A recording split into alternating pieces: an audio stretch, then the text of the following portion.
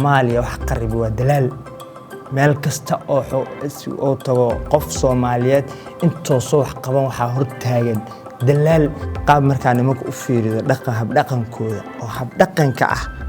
nimanka qaar waxa isla dadka bini'aadam ah ninka Turkiga ee meesha joogana wuxuu kaar iyo sigaar u qaataa lacag $500 mushaarkiisana isku celcelis waa $3,000 ilaa $4,000 xaq darrada ugu weyn ee haysatay kamid caqabad noocaad isleedahay laftirkaaga waad wajihi kartaa maadaama shaqaalaad tahay wallahi tikada ka shaqeeya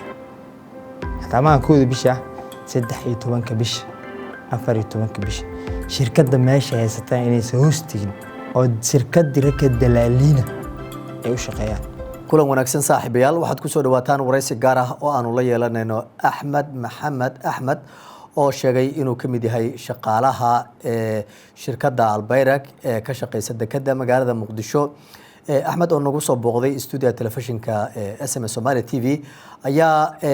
waxa uu sheegay inay jiraan caqabado badan oo shaqooyinka uu kala kulmay isaga iyo sidoo kale saaxiibo badan oo halka ay ka wada shaqeeyaan Axmed soo dhawow markii xiga waxaad inoo sheegtaa ama sharaxaad ka bixisaa bal waxyaabaha halkan ku keenay waa dhawahay brother waxa halkan keenay waxa rabaa halkan inaan ka diro fariin ku socota madaxda Soomaaliyeed kana socota dekedii Muqdisho shirkadii Albayrak fariintaas oo ah caqabado badan oo na haysta hadanahay shacabka Soomaaliyeed guud ahaan waana wada haysta caqabadaas gaar ahaan marka uu soo laabta anaga xageena waxaan ka shaqeynaa ilihii dhaqaalaha dalka meeshii ugu weyneed meelii ugu wacnaa meel kamid ah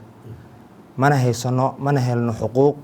ixtiraam sharaf cizi midna ma helno yaba ku dulman tahay adiga shakhsiyan marka aan fiirino maxaa kamid ah waxaan ku dulmanahay aniga waxaan ka shaqeeyaa dekedda Muqdisho waxaan u shaqeeyaa shirkad Albayrak leeyahay waxaa ila shaqeeyo dad ajaanib ah oo shirkadda ka tirsan anoo dalka u dhashana inay iga sareeyaan oo xalaha oo marxalad heerkii ugu sareysa isagu uu taagan yahay anoo dalka iskalena aan ka ahay waxaan jirin ayaa kamid ah oo ah aniga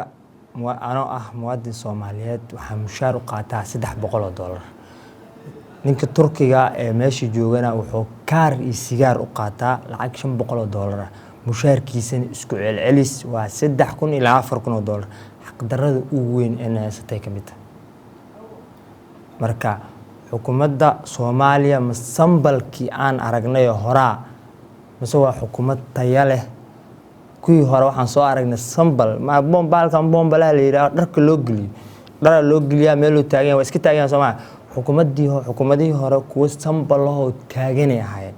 inta maanta taagan masambalkii oo kala mise waa dad dhiiran oo shaqeynaya oo xuquuqda nin walba wixii loo diray ka shaqeeya tan kale ku daray waxa waaye Soomaaliya wax qarib waa dalaal meel kasta oo tago qof Soomaaliyeed intoo soo wax qaban waxa hor taagan dalaalkaas oo ah wasiir hadoo noqdo agaasimaha hadoo noqdo wax walba inta barnaamij la soo dhameeyo diyaarsan loo imaado cudurka koowaad ee haysta aan halkaan rabo inaan fariinta ugu dirano waa dalaal iska qaban nin walba budget diyaarsana loo keenaa faleen baa la suraa faleenbadaas iska dhuuqa wax shaqaayo wax qof bini'aadan oo dan kaliya male walaalayaal is bedelno adula jeeda shaqaalaha Turkiga ee ka shaqeeya shirkadda Albayrak ee dekedda Muqdisho in sigaar iyo kaarkaar bishii u qaato lacag $500 adigana mushaar ahaan aad u qaato $300 aad iyo aad waa waxaad cabashada ka tahay waa waxaan cabashada ka ah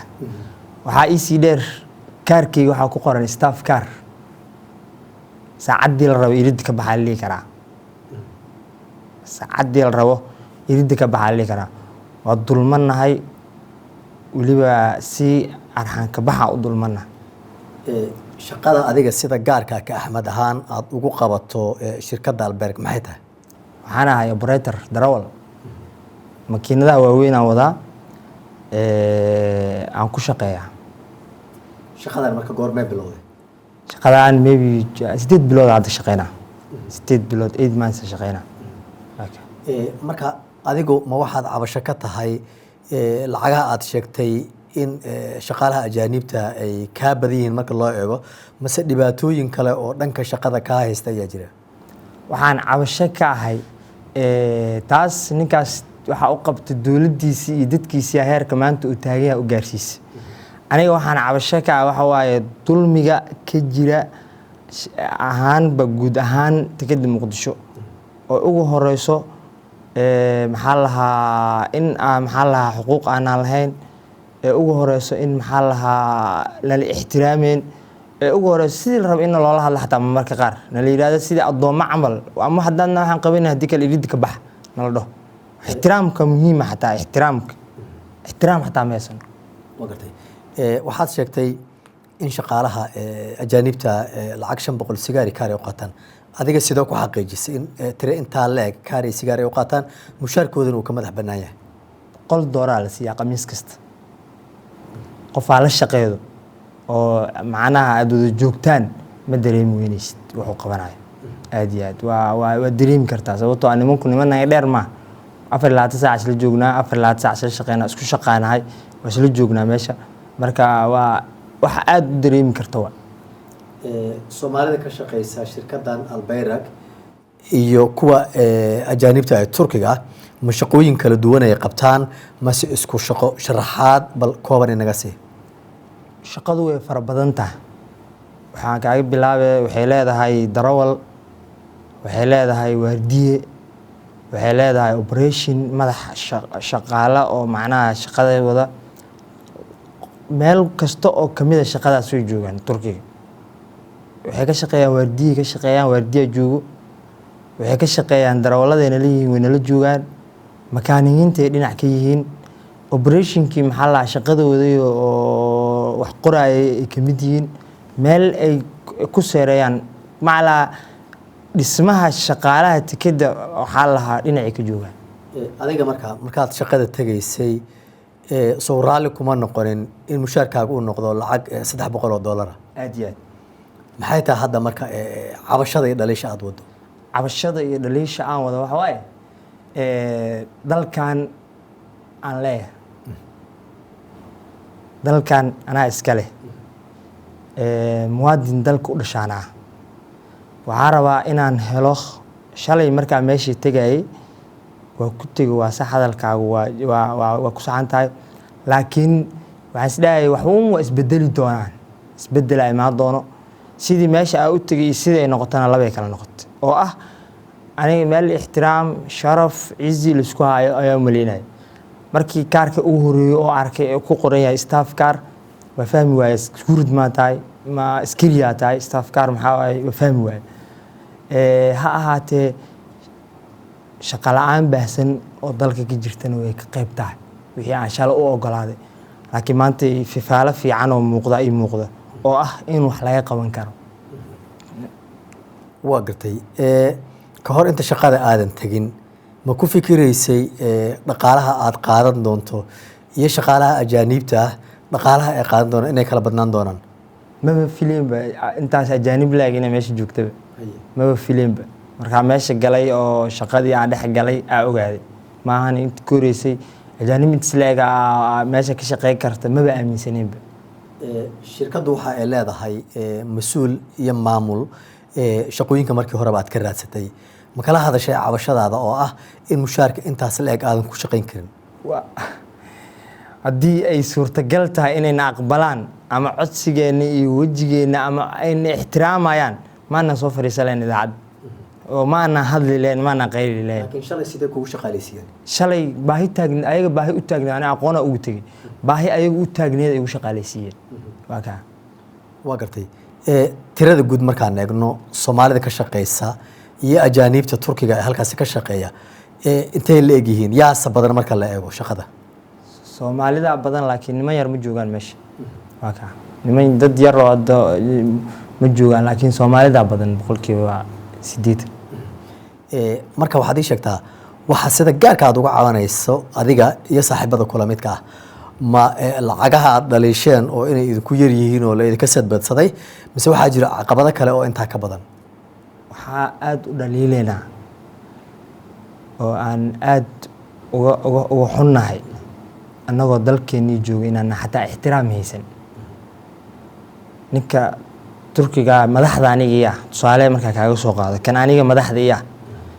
wuxuu sameeyaa waxaa jiro barnaamij la yidhaha habeenkii heegen la yidhaahdo oo shaqada nin kastoo habeen bil walba 2 nin ay gasho 2 nin ninka habeen la ninka kale isbedelo 4 saac subaxnimo ku imaa 12 xal shaqeeyay 4 saac subaxnimo ku imaa soo hurdo ka soo kacay 4 saac subaxnimo heeganka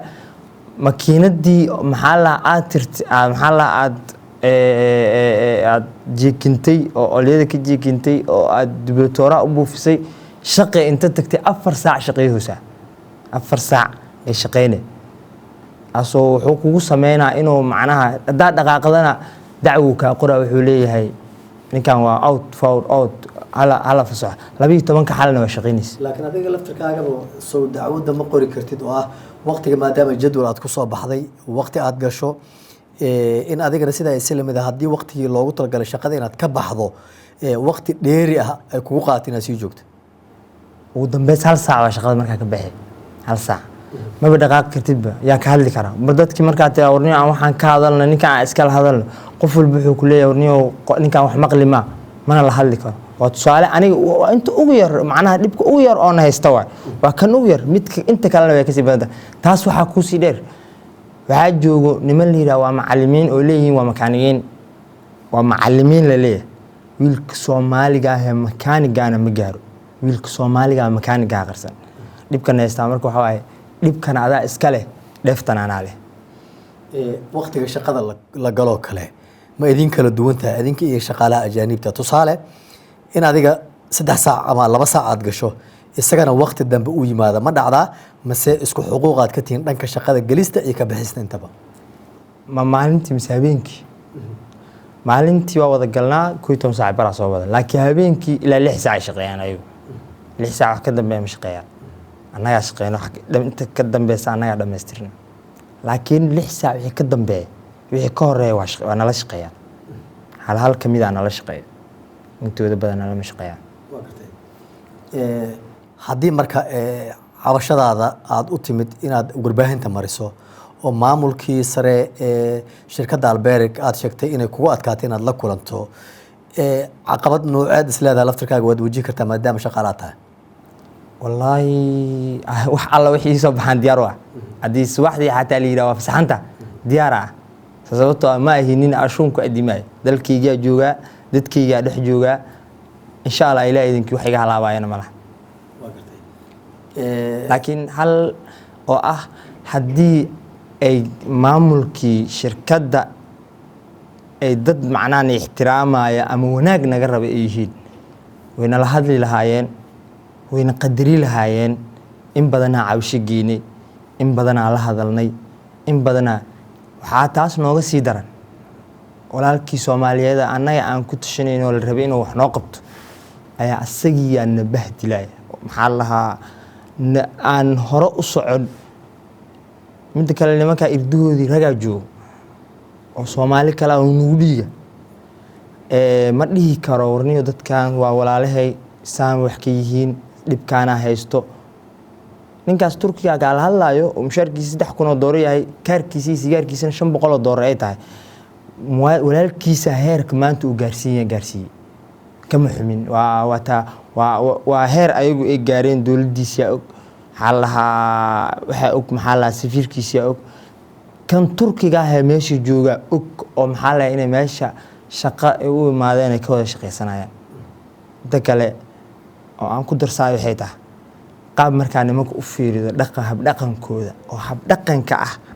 marka qaar waxa isla dadkan bini'aadam ah dadkan bini'aadam ma ahan miya qaabka ula dhaqmayaan dadka inoo jilcibal meeshas oo ah sidii dad la adoonsado maaragtay sidii dad la adoonsado camal ay noola dhaqmayaan ixtiraam aan lahayn waxaan lahayn karaam aan lahayn waxaan lahayn cizi aan lahayn haddii maanta aa isqabataan adiga ninka ajnabiga aniga darawal ah ninka darawalka ay aniga hadda isqabanno lama yaabo in la miisaan loo qaado leeyo nin labadan waa laba nin oo darawal ah bal hala miisaamo maxaa isku hayaan nimankan waxaa lahaa gar ninka ajnabiga ahaa gar leh. ugu dambeyn marka talada iyo fariinta aad soo jeedinayso maxay tahay? talada iyo fariinta aan soo jeedinayo waxa waaye aniga waxaan leeyahay dowlad Soomaaliyeed, waxaan nahay shacab Soomaaliyeed. xukuumadda iyo madaxweynaha waxaan ka codsanaynaa oo cod dheer iyo cod gaaban aan u leenahay, ma islihi waxaa la xogtiinii ayagoo ogay in ka aamuseen misli. waxaan dareemaa inaysan ogeyn, waxaan dareemaa inaysan warba naga haynba. waxa maanta halkaani keenay oo aan saacadda meesha u taaganahana waxa waaye dowladda curduntaa cusub waaye inaan ka faa'iidaysano. sida madaxweynuhu sheegay, ra-iisul wasaaruhu sheegay in maantay dhalinyarada Soomaaliyeed loo baahan yahay. dhalinyaradii meel kastay ku dulmantay, dalkay ku dulman tahay, dibaddii ku dulman tahay, ayagii dhexdooda isdulmiyey. fariinta aan codsanayna waxa waaye in si gooniya oo aragti dheera naloo fiiriyo. aniga waxa aan sheegaya hadday been yihiin iyo hadday run yihiin inta la tago dadku ma hadli karaan, intooda badan ma hadli juuq qof bini aadan oo dhigi kara. laakiin hadday helaan dad ay ku hadlaan oo maxaa lahaa dhabarka u istaago oo yidhahda alla ilaa anaa diyaar u ah inaa maanta ila hadashaan ee xabadka u tunta, intaan iyo in ka badan anigu aan ka tegey oo hadda aan hilmaamsanahay iyo in ka badanba waa soo baxayaan. waxaa taas aan soo dhaafa oo jira waxa waaye oo aan kaa hilmaamay, waxaa jiro maamooyin iyo dhalinyaro Soomaaliyeed ee tikada ka shaqeeya. tikada ninkii arkaa yaqaano dhul weyninkii ka bata waay, way xaaqaan, maxaa lahaa way nadiifiyaan, waxay kliniga ay qaabilsan yihiin. waxaa la siiyaa $150 lacaga, weliba 13 bisha, xataa maaha 1 bisha, 13 bisha, 14 bisha. shirkadda meesha haysata inaysan hoos tegin ayaa la ii sheegay, oo shirkad diraka dalaaliina ay u shaqeeyaan. waxaa kaloo u dheeriya markabkii wada shamiito, kii wada maxaa lahaa wax dhulka haleeyo dhan way dhaqayaan, way nadiifinayaan. wallaahi inaan bii ku sheegin, wallaahi baahi ay ka daranta, qofba qof uu ka sii daraya. anaga kuwaas anaga liito, anaga sii dara oo dhibaatada ugu daran ay haysataa. fariinta aan diraayo shacabka Soomaaliyeed aan leeyahay waxa waaye horumadeedii waxaa noqonay dibigii gududnaa, kii caddaa, kii gududnaa, kii madoobayaa noqon. qoloba meelaa lagu cunaa, qoloba meelaa bahalku ku cunaa. ummadii aan isdaba qaban oo aan iska celino. cadowgii waa bannaanaduu taagan yahay, cadowgu waa nagu soo wajahan yahay, aan iska qaban. kaasi waxa uu ahaa Axmed Maxamed Axmed oo ka mid ah shaqaalaha shirkadda Albayrak ee magaalada Muqdisho oo halkan ka muujinayay cabashada uu qabo iyo sidoo kale dhibaatooyinka uu ku qabo maamulka sare ee shirkadda Albayrak. dowladda federaalka Soomaaliya ee hadda jirta ayaa looga fadhiyaa in ay wax ka qabato cabashada Maxamed oo isagu sheegay in dhibana uu yahay isaga iyo sidoo kale saaxiibo badan oo halkaasi kala shaqeeya. waxaa jira goobo badan oo shirkado ajaanib ah oo ku yaala magaalada Muqdisho, taas oo inta badan shaqaalaha Soomaalida ay ka cawdaan xuquuq tiro badan inaysan helin iyo sidoo kale in dhibaatooyin ay ku qabaan shirkadaha ajaanibta. dowladuna waxaa looga fadhiyaa in arrinkaasi sidoo kale baaritaano ay ku sameyso. warbaahinta Soomaalida ee aan kow ka nahana waxa ay bilaabi doontaa dabagal iyo sidoo kale in kiisaska noocan oo kale ay soo ogaato si wax looga qabto dhibaatooyinka ay wajahayaan dadka Soomaalida. dhinaca kale se maamulka sare ee shirkadda Albayrak oo xiriiro aan la sameynay ayaa noo suuragelin inaan ishaleelno, balse haddii ay noo suura gasho iyaguna waxaan siin doonaa fursadooda ku aadan cabashadan uu qabo Axmed Maxamed Axmed iyo sidoo kale saaxiibo badan oo ka shaqeeya shirkadda Albayrak ee magaalada Muqdisho. waraysigii gaarka ahana inta ayuu nooga kooban yahay. Hayat Market. هلو السلام عليكم وعليكم.com وعليكم السلام ورحمة الله وبركاته ولا سودو واندوها ولا الدلبكيga min soo gaaray dalabkaadu wuu soo gaaray aad iyo aad u mahadsantihiin ii soo dhiib insha Allah wuu ku soo adeegaynaa sidoo dhaqsan aad u mahadsantihiin walaal thank you